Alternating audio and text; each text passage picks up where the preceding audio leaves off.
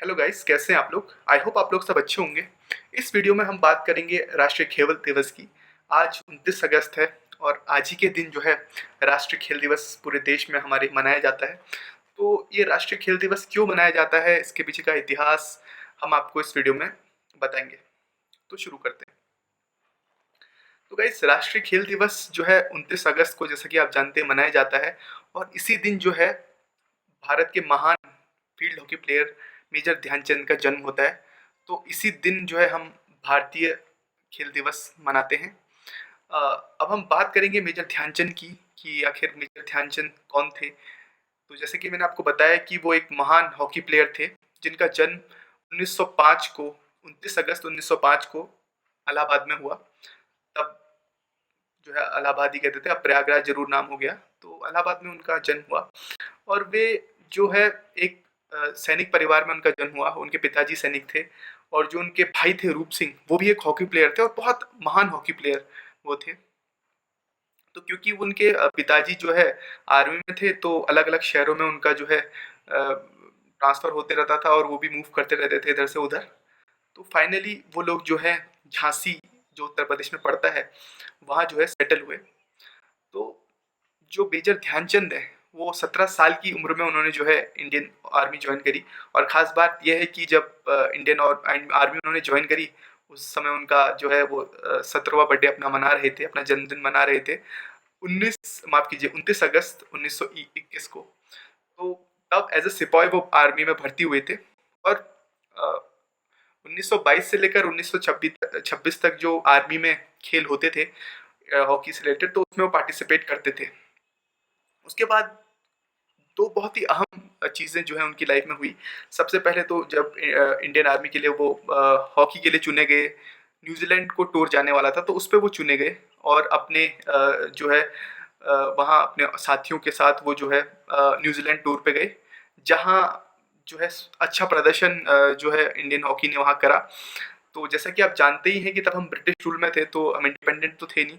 तो एक तरीके से ब्रिटिशर्स का ही तब कंट्रोल था। तो उस ज़माने में जो है हम न्यूज़ीलैंड गए थे और न्यूज़ीलैंड भी जो है ब्रिटेन की ही आप जानते हैं कि कॉलोनी रही है। और आज भी वहाँ का जो हेड ऑफ़ द स्टेट होता है, वो क्वीन ही रहती है। तो वहाँ जो है उनका हमारी हॉकी, जो इंडियन हॉकी है उस समय की, तो उन्होंने अब अच्छा प्रदर्शन करा। और जब वो 1927 में भारत आए, तो उन्हें जो है लांस नायक जो है प्रमोट कर दिया गया।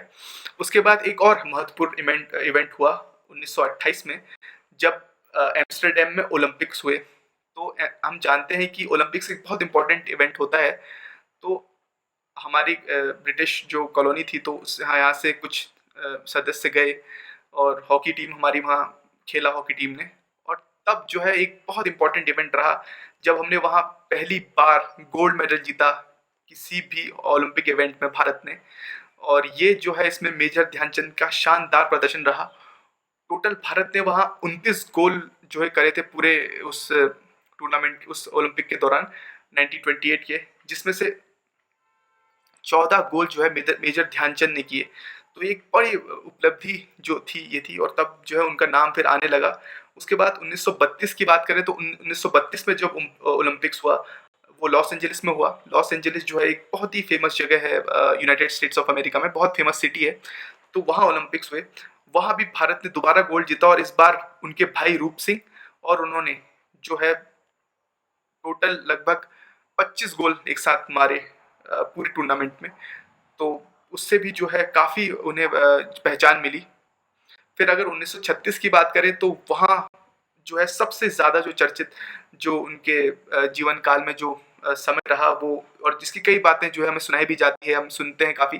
वो 1936 का ओलंपिक था जर्मनी में। जर्मनी की कैपिटल बर्लिन में जो है ये ओलंपिक टूर्नामेंट हुए। तो उस समय जो है वहाँ नाज़ी पार्टी का राज था, और हिटलर जो है वहाँ के सर्वे सर्वा थे, वही वहाँ के एक तरह से आप बोल सकते हैं सुप्रीम लीडर थे, तानाशाह। तो जो फाइनल गेम हुआ इंडिया और जर्मनी के बीच, जिसमें इंडिया ने जर्मनी को 8-1 से हराया, वो बड़ा फेमस रहा। उसमें भी मेजर ध्यानचंद ने शानदार जो है प्रदर्शन किया, और जो है उन्होंने नंगे पैर जो है ये शानदार प्रदर्शन किया जर्मनी के खिलाफ। और हिटलर उनके गेम को देखकर इतना प्रभावित हुआ कि उसने भी जो है उन्हें जर्मन उनकी नागरिकता देने के लिए जो है उनसे कहा कि आपको हम जर्मन नागरिकता देंगे, इसके अलावा आपको आर्मी में एक अच्छा पद भी मिलेगा। पर मेजर ध्यानचंद जो है देश प्रेमी थे, उन्होंने जो है इससे इनकार कर दिया।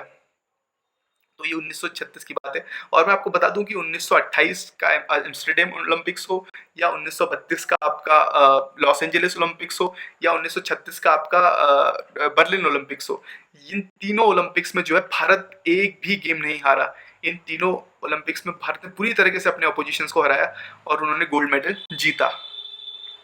और 1940 की बात करें तो आप जानते हैं कि 1940 और 1944 में जो है ये ओलंपिक्स नहीं हो पाए क्योंकि वर्ल्ड वॉर 2 चल रहा था, तो इस कारण 1940 और 1944 में ओलंपिक्स नहीं हो पाए और उनकी लेगेसी आगे भी रही।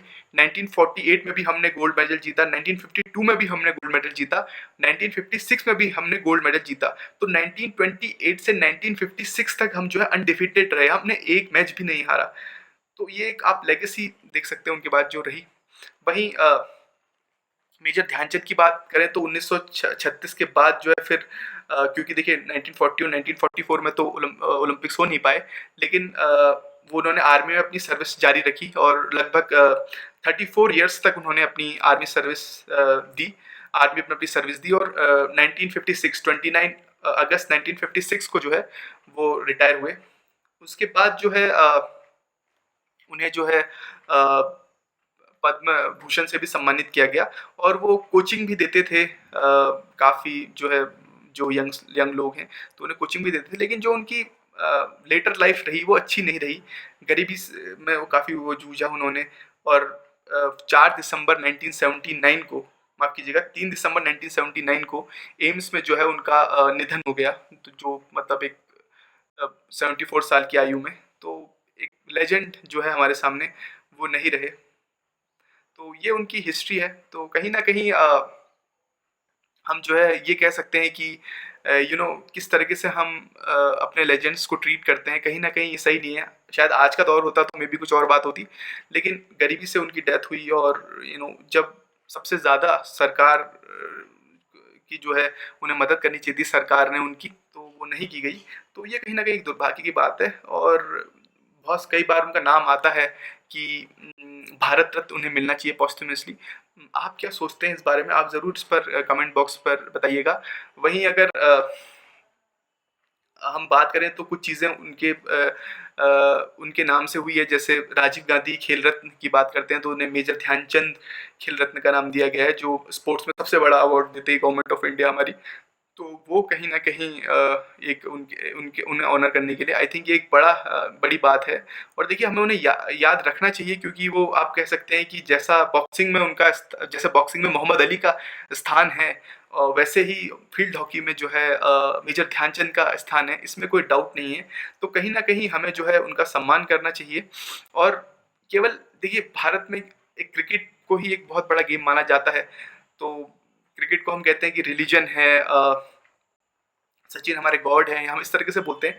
लेकिन कहीं न कहीं हमारे जो है अनसंग हीरोज़ रहे हैं, बल्कि ये तो बहुत बड़े हीरोज़ उस ज़माने में जब हमारे यहाँ ब्रिटिश रूल रहा और उसके बाद भी देखिए भारत का प्रदर्शन अच्छा रहा। ये बात अलग है कि मेजर ध्यानचंद जो है उन्होंने उसके बाद जो है नहीं खेला ओलंपिक्स में 1936 के बाद, लेकिन भारत का प्रदर्शन शानदार ही रहा ओलंपिक्स में। वो उसके बाद ये है कि 1980 में लास्ट टाइम था जब हमने गोल्ड मेडल जीता, उसके बाद ज़रूर थोड़ी हमारी हॉकी जो है थोड़ी कमज़ोर हुई।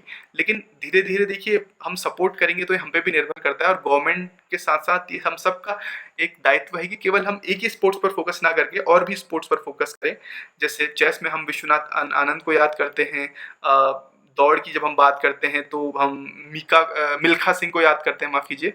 और अगर हम आपकी पीटी उषा को भी याद करते हैं, दौड़ की बात आती है तो महिलाओं में, तो बहुत सारे हमारे लेजेंड्स रहे हैं। सचिन तेंदुलकर को देखिए सभी जानते हैं, लेकिन और जो स्पोर्ट्स हैं अभी देखिए जैसे आपका भाला फेंक में जो है आपके नीरज चोपड़ा इतने फेमस हुए हैं। तो कहीं ना कहीं मुझे लगता है कि हर स्पोर्ट्स को हमें बढ़ावा देना चाहिए, तभी जाके हम अच्छा कर पाएंगे। और स्पोर्ट्स कल्चर, जैसा मैं पहले भी कह चुका हूँ कि स्पोर्ट्स कल्चर होना और इंफ्रास्ट्रक्चर होना बहुत ज़रूरी है, तभी जाके हम अच्छा कर पाएंगे। आई होप आपको ये वीडियो पसंद आया तो इसे लाइक करें, अपने दोस्तों के साथ शेयर करें और सब्सक्राइब करना ना भूलें। Thank you.